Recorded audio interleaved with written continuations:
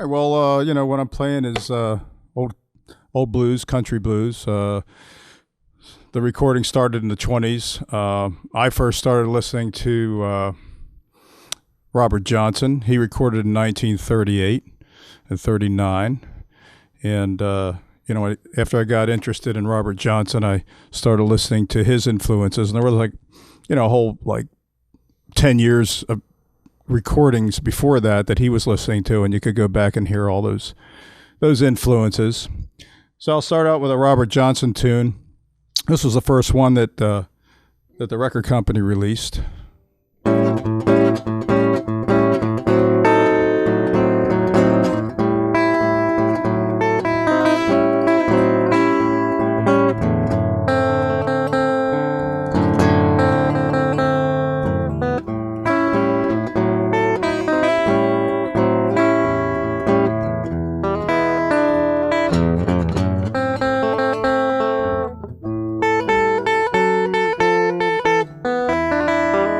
I got a kind-hearted woman, do anything in the world for me. I got a kind-hearted woman, do anything in the world for me. But these evil-hearted women, man, they just won't let me be.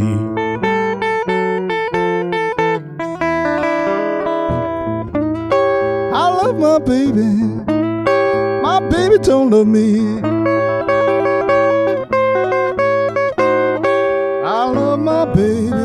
Ooh, baby don't love me.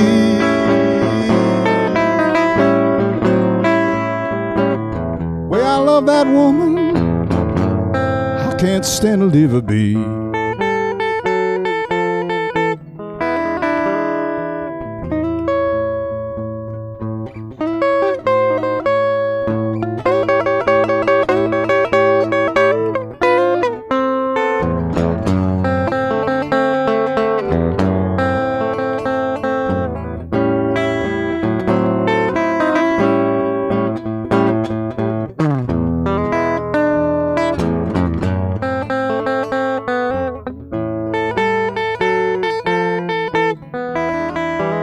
I got a kind-hearted woman, study evil all the time. I got a kind-hearted woman, study evil all the time.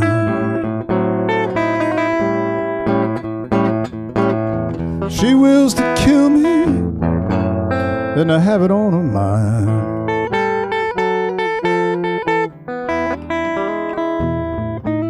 Someday, baby, ooh, I'll shake your hand goodbye.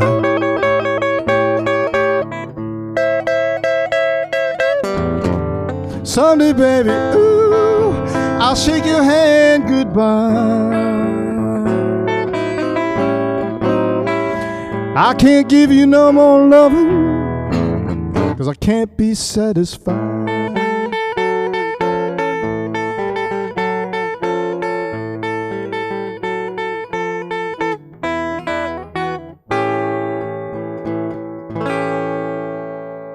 Picking tunes, I learned this style is done with a thumb and either one or two fingers, and the Piedmont style. This is an old Doc Watson tune.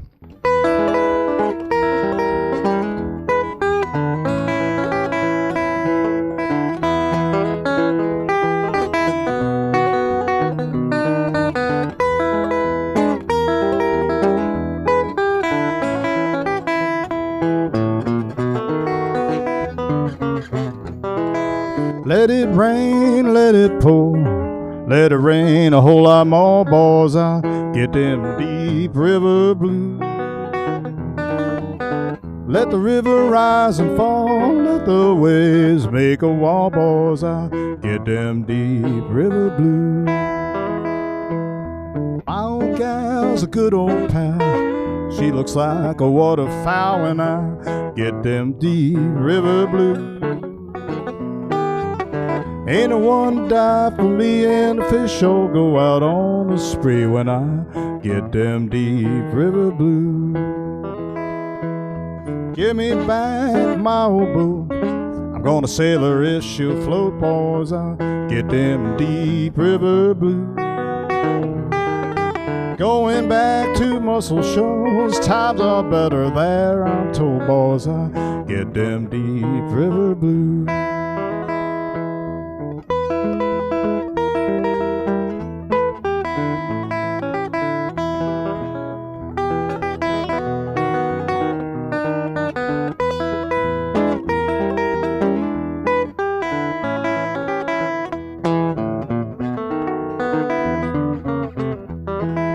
Let it rain, let it pour, let it rain a whole lot more, boys. I get them deep river blues. Let the river rise and fall, let the waves make a wall, boys. I get them deep river blues. Yes, I get them deep river blues.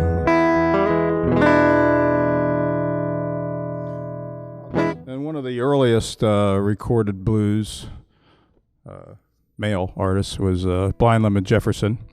So I'll do a Blind Lemon Jefferson tune. He was from Texas, had a pretty unique style.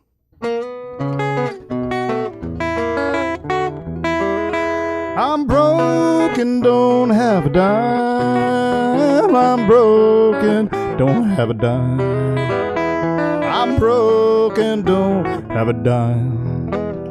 Everybody gets in hard luck sometime. Standing on East Carroll Street one day, I stand on East Carroll Street one day. I stand on East Carroll Street one day. One dime was all I had. One dime was all I had. One dime was all I had. One dime was all I had. Gotta be a sporting lad.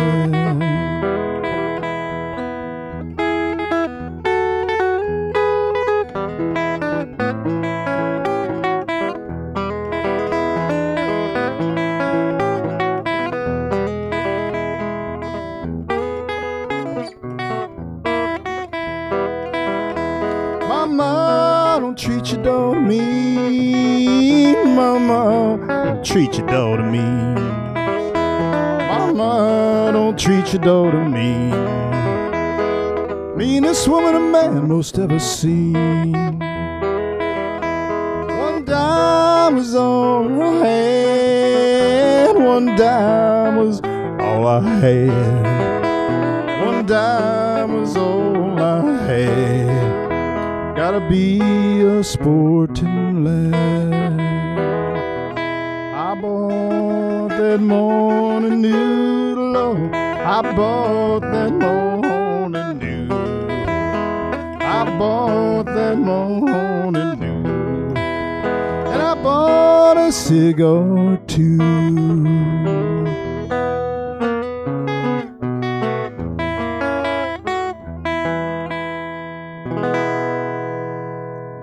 Robert Johnson would play a lot of songs influenced by Son House. He'd use a bottleneck, usually on the ring finger, and as an ornamentation to the sound, just throw in a little slide part here and there. And one of Robert Johnson's, he recorded many like that, and one of them was called Come On In My Kitchen.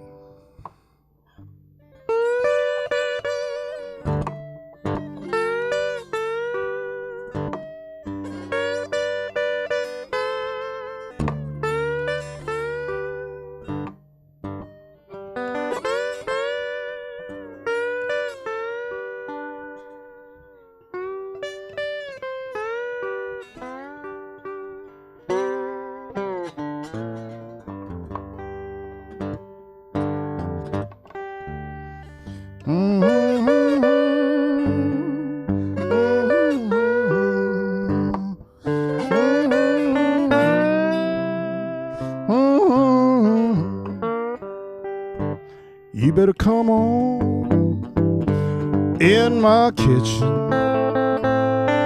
It's gonna be raining outdoors.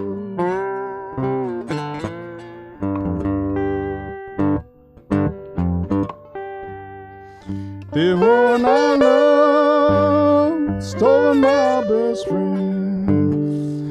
That joker got lucky, stole her back again. You better come on in my kitchen. It's gonna be raining outdoors.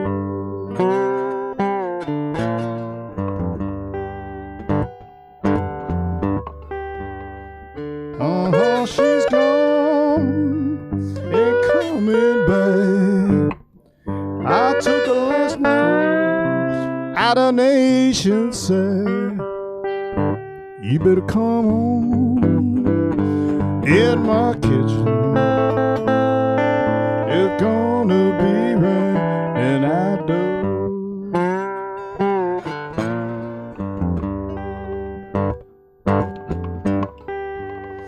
When a woman gets in trouble, everybody throws her down. She's looking for a good friend, none can be found. You better come on in my kitchen. It's gonna be raining outdoors. It's going to be raining outdoors.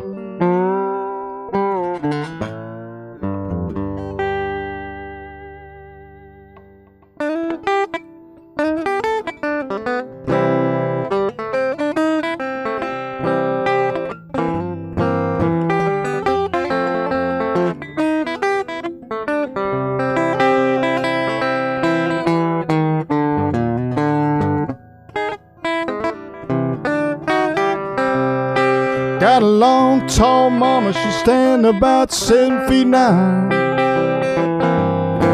Got a long, tall mama, she's standing about 7 feet 9. And when she gets to loving her, Papa, won't you take your time?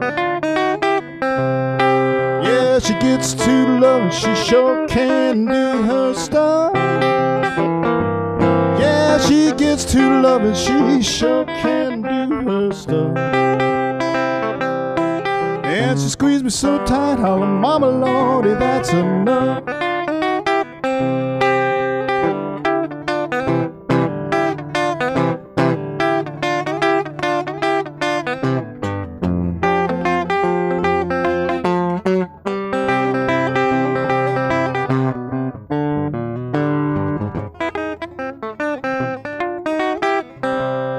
She got a brand new movement and it's one that she calls her own.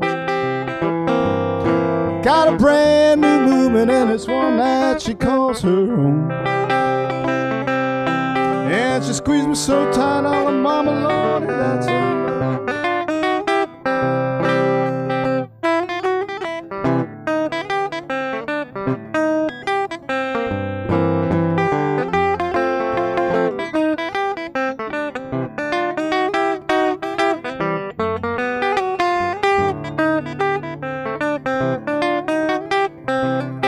Yeah, she'll do a little this, Lord and Mama, then she'll do like that. Yeah, she'll do a little this, Lord and Mama, then she'll do like that. And once you put on full steam, make a freight train jump a train.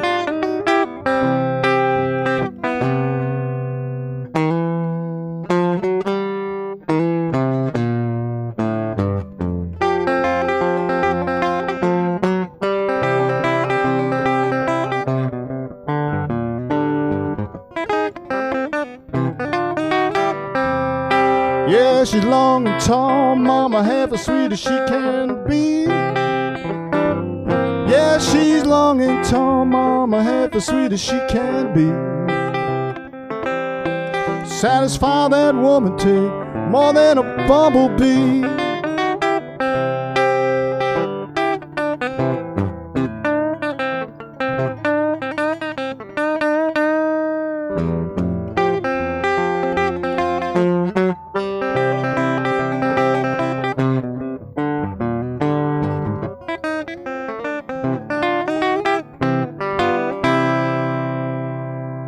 music. Well, how long have you been playing it? Playing it first? Probably about 8 years, probably. I had been playing music ever since I was a kid. My mother got me an El Kabong guitar broke in half, you know, after What's about a year. What's an El Kabong? That sounds specific. Yeah. There was a cartoon show about El Kabong. But anyway, it was a really cheap guitar. It was hard to play. And, you know, I think a lot of kids get instruments that are really hard to play and they get, you know, they don't really pursue it. They get frustrated and they don't really pursue it. But I in spite of that, I kept playing.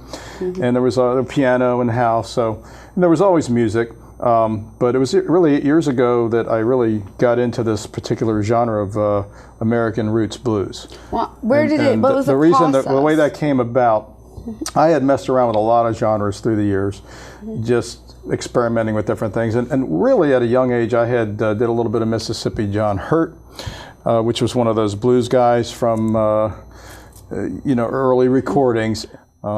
You know, the music is, like I said, it's basically mostly 12-bar blues, 1-4-5 chords. You're not going to see a lot of jazz chords or minor chords or things like that. But it's got a really raw, gutsy kind of a feeling to it. You know, it's universal. You know, it's. I think it's. You know, it's addressing the challenges and the struggle of life, you know, and everybody can relate to that. You know, it's and it's transcending. And that's what always appealed to me about it. I think historically it's important music, so I'm, you know, feel that it's necessary. It's a good thing to be out there preserving it and playing it. You know, fortunate enough here in York to have some great artists that play along with me. There's Aaron Lewis on harmonica and Andrew Naylor on bass. And, you know, this music can stand alone. Obviously, it's a solo type of music, and it can stand alone. But what's nice is those guys really enhance it. They're great musicians, and they enhance it and just adds a little bit extra energy to it. And,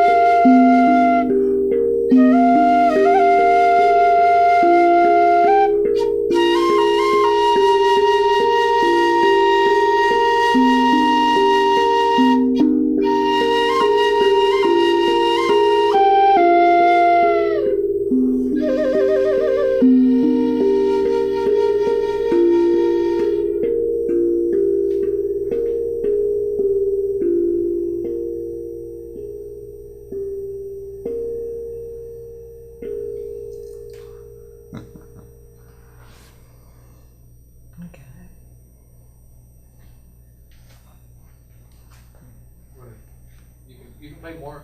Oh, okay. You want more? Okay.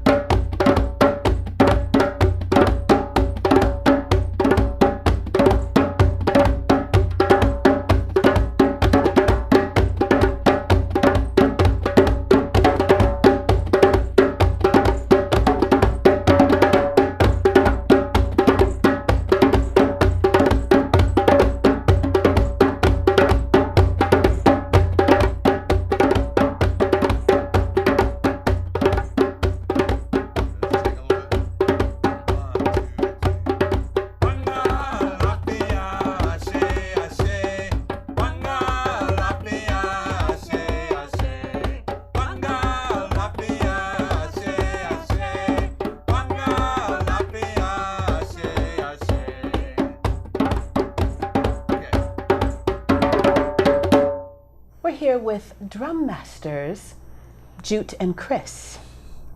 Now, how long have you guys been working with facilitating these drum circles and actually working with people to incorporate them into your drumming and performance? Because that's a whole different aspect than just performing on your own, for sure. Yeah, we've been doing it about 23 years. What? And we've been working together many, many years. Right. Oh, and you're still willing to put up with him, huh? Yes. Now, the drums that you use and the instruments that you use to create sound are not typical. And I've even been to several drum circles myself. And what I noticed most when I saw you was that a lot of what you use are not standard, here's my little drum, here's my little hand drum. So can you kind of walk us through some of the different instruments that you work with? Sure. This is called a djembe, and it's got its name from the gem wood from Africa, and bay stands for the goat skin, or bay or bat. Is it real goat? Yes. It is. And Jute's is very similar, and Yeah. it's a more shrunk down version of it, but I always wondered where the term djembe came from. that's the From the origin. type of wood that's used. So now this style of drum originates from Africa. Yes. And it's used widely. It was brought here by a drum master named Babatunde Alatanje back in the 70s, and he influenced many people, including the Grateful Dead and all those people, to use the djembe in music, and now it's grown into a force of its own. For sure. And they're all over. You can see them in almost any music store. And here's another djembe back here with a colorful. This is a remo, which is this is like a plastic version of these. Are you allowed? It's still a djembe if it's not made from wood, huh? That's true. It's still it's a goblet-shaped drum and all that. And then we have all this bag of toys that we use. That looks like a shoehorn. Kind of like that, but what it really is, it's called a vibraflex, and you play it by bending this. This is used widely in sound effects. Cool. So we have people play these in our drum circles. We have several of them. And then of course we have instruments like the guiro. Guiro? Uh-huh. Now where is that from? This is like a Caribbean kind of tradition. And you hear it in a cha-cha and other Steely Dan songs. And of course then we have all these shakers as well. And maracas. That's probably pretty loud on the mic there. And we have various instruments of all those different shapes. From Christmas bells and handmade shakers. This was left at a festival one time. Nice. Paper mache. By the way, whoever donated this, thanks. But yeah, so those are some of the toys that we always bring to all of the community drum circles that we do. Nice. And now tell me about this gorgeous thing here that you were playing earlier. This is a recycled propane tank, and Which I love. it has a sound of its own. It's the friend that actually made this has a Han drum, which is the very expensive drums that they are very limited. Only like 200 of those are made a year.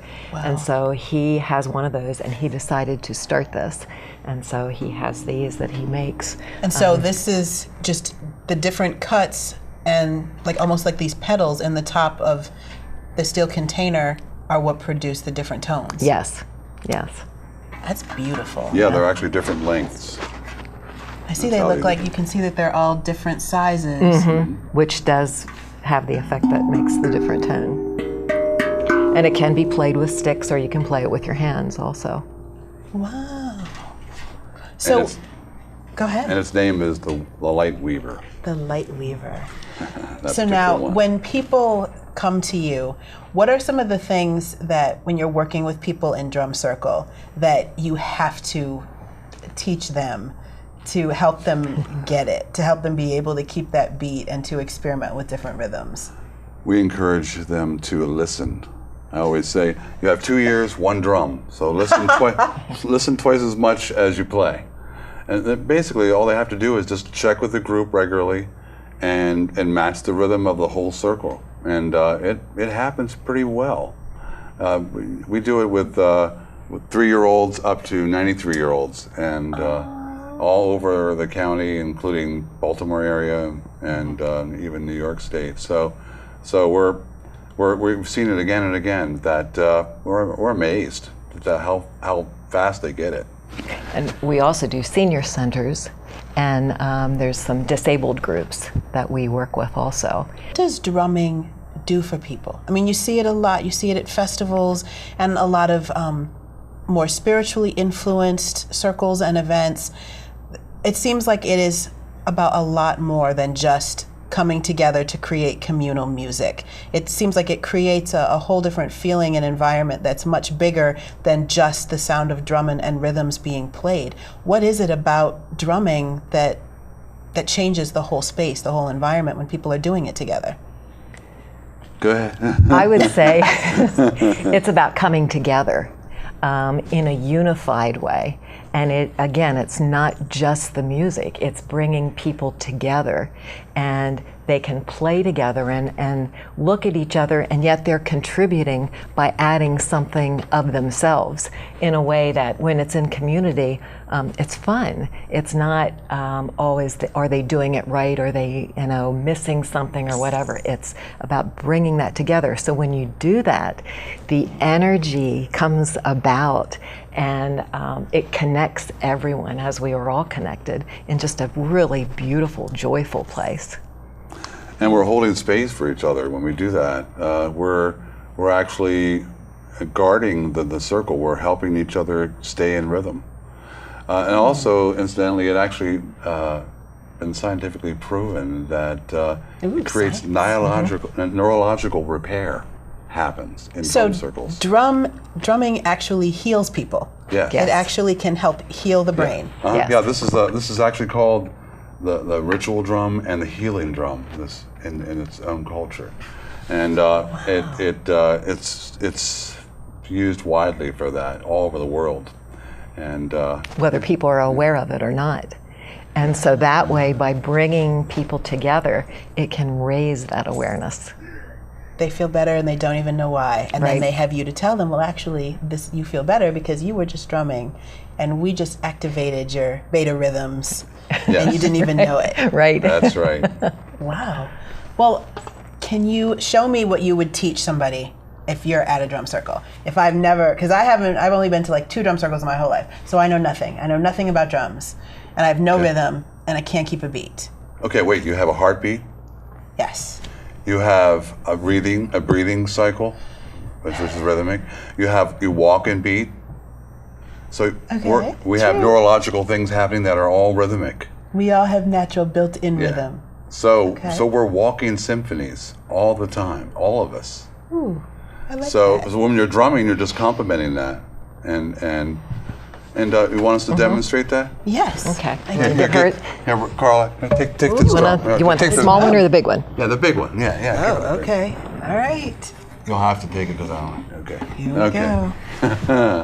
Okay, here we go. First thing, with these have it all drums, held. you want to tilt it slightly so that it's not flat on the floor because it allows the sound to move through the drum. Oh, okay. Yeah, So it when breathes out the holding bottom, djembe, so the it's kind of like a drum speaker. It has a breathes. speaker has a air port in it. Same with the drums. And if it's tilted away from you slightly, it allows your hands to move much easier and your arms to move easier rather than having it flat. So that's Good to the know. first little tidbit. Okay, so test the sound a little bit there. I'm scared of it. Yeah, good. Okay, there's 3 sounds that you can get from it. The bass, tone, which is playing from here up on the edge of the fingers, on the edge of the, and then there's another one that's much harder to play. It's called a slap. So it's pretty loud. And that's just with the tips of the fingers close to the edge. Yeah. Almost like whipping it with your fingers. Yeah. Yeah, you're getting there. Keep slapping. All right. So we show those sounds to the drum circle participants to help them get more out of the drum. Yeah, you got it. All right. Bass, tone, and slap. Yes. All right. I'm ready.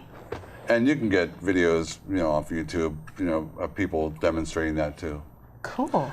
And we can just encourage, again, people to listen and with both ears and match it. Sometimes we do that too, where you close your eyes. And so if anyone has the thing where they're a little bit shy or they think, oh, I might not be doing this right, and someone's looking at me, if you close your eyes, it raises the awareness of hearing. So you will fall into the flow much quicker, or can fall into the flow much quicker, and then others aren't watching. Ooh. Yeah. All right. So let's do a rhythm. Okay. How about Native American? Ooh, nice. Okay, that's just accent on one, so it's 4 beats. So there are very specific different rhythms that you work with based on their different culture of origin. Yes, this is called the Gathering of the Tribes. It's played when tribes come together and they share their stories and their wares and their crafts. So it goes like this. It's quite simple. It goes like this. Join in. Go ahead and join in. Yeah.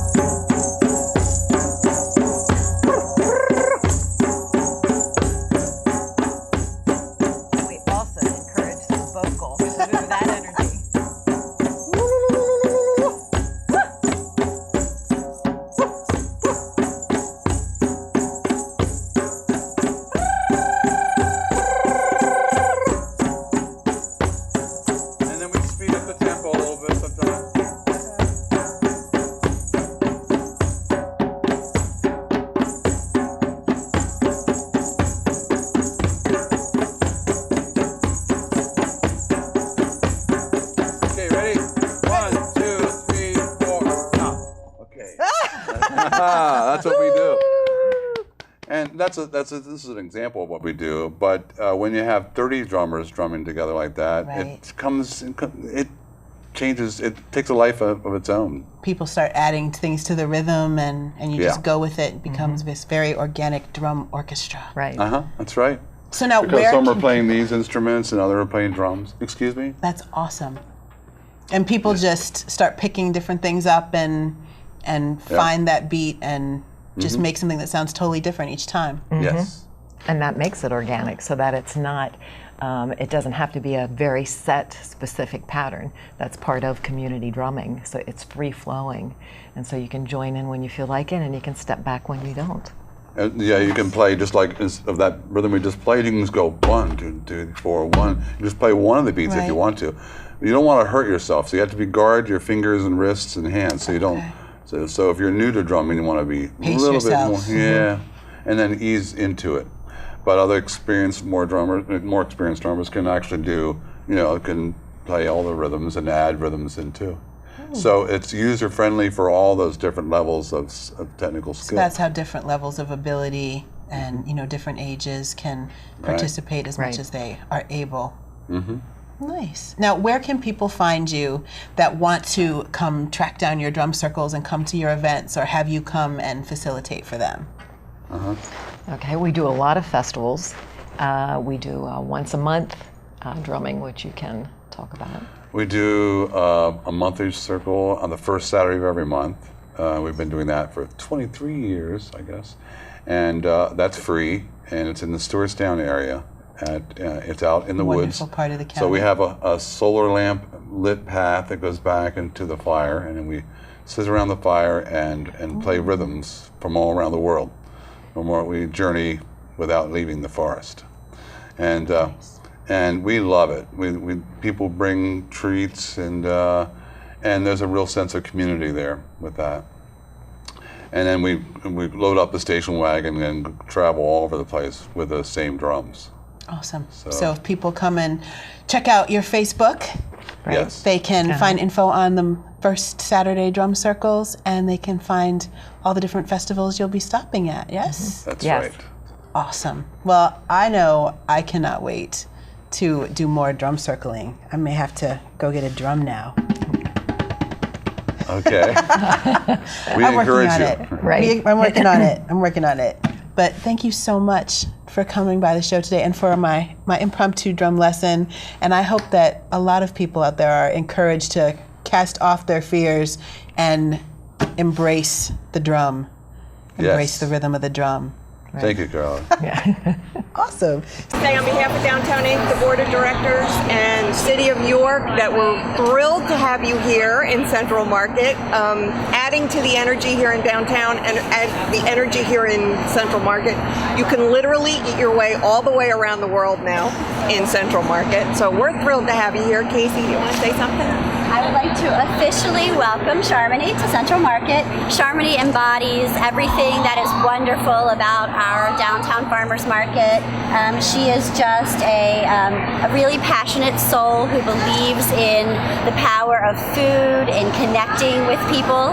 And so when you come by her stand, you can not only be assured a wonderful meal, but you will also have an experience, which is what we hope that that everyone receives when they come to Central Market. So welcome and thank you for being here and for living out your dream here in Central Market. Thank you so much. Thank you. And now, do I say something now? now? Yeah. Well, it's such an honor to be here. I feel so privileged. I feel so honored. I feel so humbled to be able to share this experience from a different side of the world, along with my children, and be able to live out something that I've been wanting to do for a very, very long time. It's taken a lot of patience, endurance, and a lot of muscle building in your kitchen, filling those the pots and pans, and but I'm here. I've actually pursued it. I've worked hard towards getting this goal. I'm very proud of the fact that I was able to do it, being a single parent,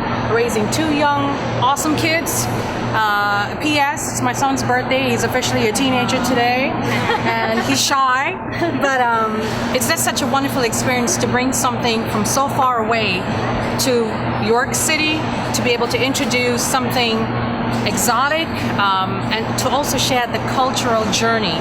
So when you come to visit me, I'm going to share a little bit about the food, why I put the spices in it, why it tastes the way it does, and what it does for us on a nutritional value.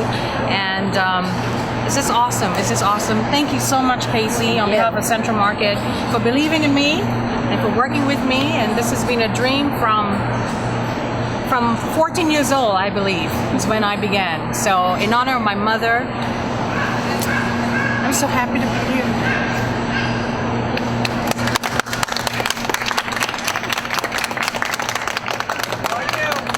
Now, 1, 2, 3.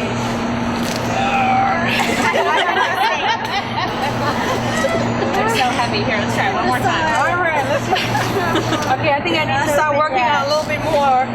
Ready? 2, 3. Yay!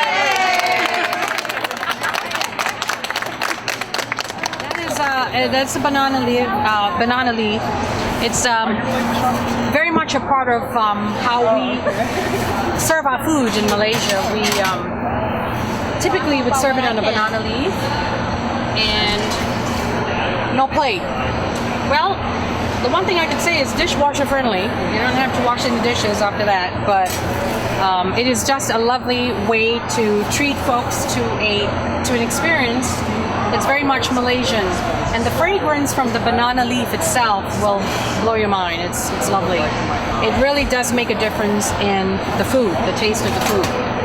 So what I've just put here is coconut rice, and I'm going to take the fish.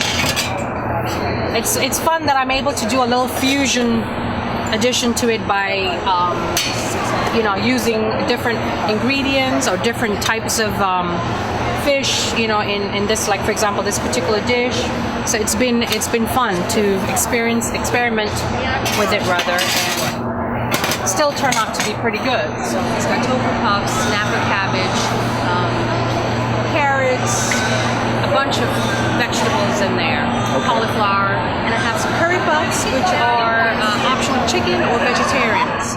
And so, because we're so open to such a variety of cultures, that has helped ingrain in me the appreciation of different types of cultural food, all infused in what we call Malaysian cooking.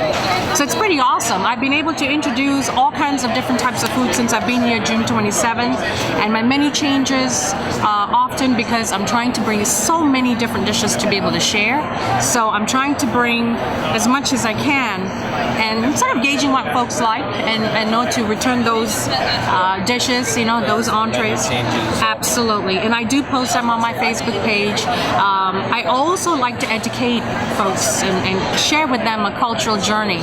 So I don't only say, hey, this is a menu for today and have a good day, but I'd like to also share why I use ginger in it and what does turmeric do to the body and why do we eat bok choy and strange pandan leaves in our drinks, and it's been fun because that gets an interaction going and gets people intrigued, and they learn about ways how they can infuse that kind of ingredients in their home cooking. Our next guest is poet Jim Mills. He's a York native, and he's been writing in this area for years, and you're going to be very moved by his touching stories. Check him out. I've been writing poetry since 1979. I was 15 years old, and I probably have written over 200 poems. The last poem I wrote was in 2004, so this is sort of going back into my history, seeing some of the things that I wrote. You might say that my poetry is sort of the history of me, that I try to capture every now and then. This first piece is called Pieces of Mind. The lines on the page, the ideas on the paper are pieces of mind, pieces of my mind, half lies, half truths, pieces of my soul, pieces of me. This scrawling is not intended for all eyes. Those behind walls build them for a reason, to keep those with the ability and willingness to hurt them safely at bay. Therefore, I think, how brave for someone behind a wall to be pushing out bricks. This next piece is a rhyming poem. Generally speaking, as I got older and did more writing, I dropped using rhyme and went more towards alliteration in my writing. But this is one that has sort of a flow to it. It's called Electricity. Her hot socket, burning rocket, rocket, rocket. His hot plug upon the rug. Sparks are flying, no denying they have got the fire bug. Sparks are flying, no denying, started with a little hug. Turn on the juice, getting loose, loose, loose. Light the fuse, what's to lose? Sparks are flying, no denying. Say, have you heard the news? Sparks are flying, no denying. Fire burns in vivid hues. Electricity. Light the evening sky on fire. Electricity, volts of love upon the wire. Burning blazes, really crazes, dazes, phases. Flames are flashing. It's the passion. Sparks are flying, no denying. Desires are clashing. Sparks are flying, no denying, on their burning coals of passion. Electricity. So much love one could choke. Electricity. Two young hearts go up in smoke. This one's called People. People in, people out. People come, people go. Hundreds, thousands, millions, billions of people. People like razor blades get dull, are used then thrown away. People, date stamped like milk, fresh until Friday, on Sunday spoil and are poured down the drain. People like oil are changed every 3,000 miles, whether they need be or not. People like fashion, in style, out of style, hot in the fall, out of season are discarded and passed down to the lower classes for tax breaks. People like bills must be paid. So many checks with new ones already in the mail. People like fingernails grow on you, and no matter how much you cut them back, they return, daring you to clip them off once again. My last one that I'll do, it's called Hunger. If he knew how to get over it, he would. But how productive is the prodigious mind which instructs the autistic soul? Whining is never attractive, and from the fat or the fit, it's doubly obnoxious. But needs are not wants. For as much as money can buy a nice house, a new car, a social position, it can't buy respect or pay off demons in the night. Sometimes he gets all he wants, except the things he wants. Sometimes he gets love, but never feels love. Sometimes he shuts it all down and drifts away. Sometimes the fattest men go hungry. Please join me in welcoming local fabulous poet, Jim Mills. Welcome to Culture and Maine, Monsieur Mills. Well, thank you. Thank you for having me.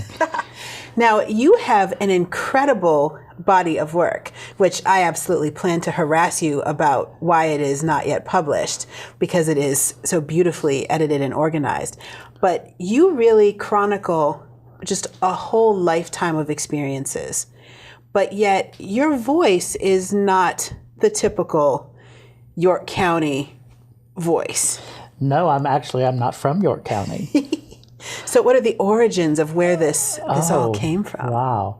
Well, I started writing poetry in 1979. I was 15, and I was a teenager in a small town in western Georgia, just about 10 miles from the Alabama border.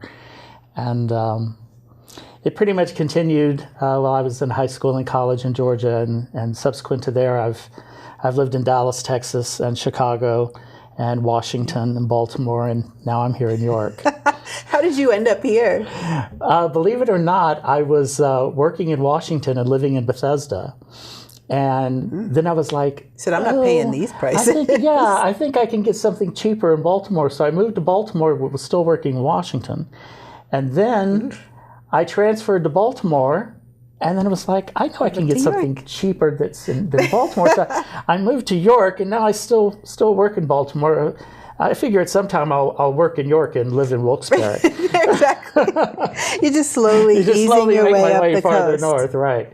And actually, because I am a Southerner, and I'm not necessarily all that proud of my place of birth and my culture. Your glorious Confederate roots. It was, oh God, please let me get up north. So I may only be 17 miles north of the Mason-Dixon, but as far as I'm concerned, it's north enough. That's a very important 17 miles. That's a very important 17 miles, you're right. So now, if you had to describe your perspective, the voice that comes across when people are reading your poetry, how would you describe yourself?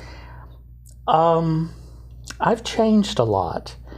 I think if you ask me what my poems represent, is it basically represents a history of me that I've considered putting down on paper. And very few people have ever even seen my poems. There are a few people I've shared them with, and the reason why I did is I wanted them to try to understand me, because they had a different perspective of me than I have of myself.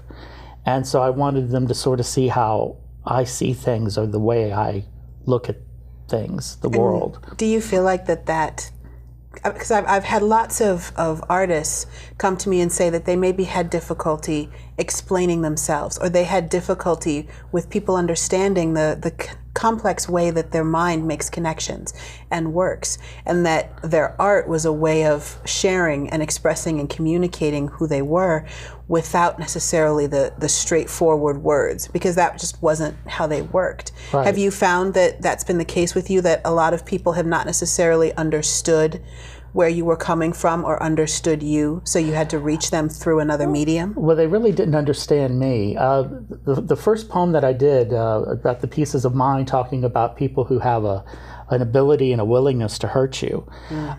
One of the things that's interesting is none of my relatives have ever seen my poems. My parents haven't seen them, my sisters, my brother. Nobody in my family has ever seen my work because it's too personal, and I don't know if they could handle seeing the darker side of me. I have a tendency to have I come off as sort of very outgoing, very extroverted, and I'm actually incredibly introverted. I'm almost a recluse. And I didn't used to be, but I have become pretty much a recluse over time. Over time,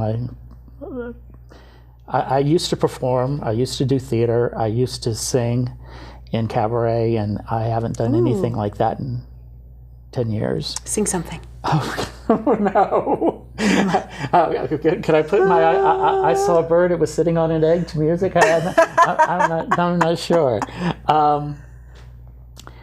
But no, things have changed. One of the things that has changed, and I think it has definitely impacted my poetry and how I write, is I've been on antidepressants now for about 17 years, and they definitely leveled out my mood swings, my highs and my lows. Did they level out everything else? But they pretty much leveled out all expressions of the inspiration that a lot of times when you're writing a poem, especially if it's one about you, about a relationship you've had or something, on the antidepressants you don't feel as much as you did. And there's a wonderful Broadway musical called Next to Normal, which is about a suburban woman who has been on all these medications and how it's changed her life. And she has a song in that she calls I Miss the Mountains. And it was basically her saying that she misses the highs and lows that she had before because she felt alive. And now she just feels totally even keel, but she doesn't seem to have any strong feelings one way or another anymore. It's very controversial to bring up. That's not a dialogue that a lot of artists are comfortable talking about, but I actually, in the art community, we see a lot of people that struggle with depression or anxiety or just being extremely emotional, just very emotionally responsive. And that's what makes them such great artists. But experiencing those levels of highs and lows, of seeing people's pain and feeling it, of feeling every one of your emotional experiences so intensely, it can be exhausting and it can be overwhelming. And that finding the right balance of, I live to create art, and may even choose not to take medication that I probably should be taking because it removes my ability to make that art. But then also, taking that medication or doing that work to keep on a more even keel and feeling a sense of loss of self and who you are. I don't think there's really a clear-cut winner in that debate, and there's supposed to be, politically correctly, we're supposed to, all take our medications and be happy and be nice and even and go to work every day and swipe our time card. But at the same time, what if Van Gogh, had been on antidepressants, if Beethoven had been on antidepressants, he might have kept his ear, but he probably would have kept Grey Lady as well. But there's a lot of comedians that have that kind of thing, that they're incredibly tortured people in their private life. Like Michael Keaton. And Robin Williams. And you read Robin about Williams them on antidepressants would have just been a totally different person. You can tell he's a little...